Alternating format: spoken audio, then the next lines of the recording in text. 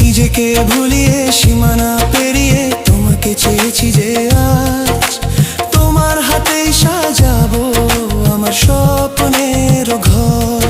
আমি তোমার প্রেমে পড়ে দুনিয়া ভুলে গেছি।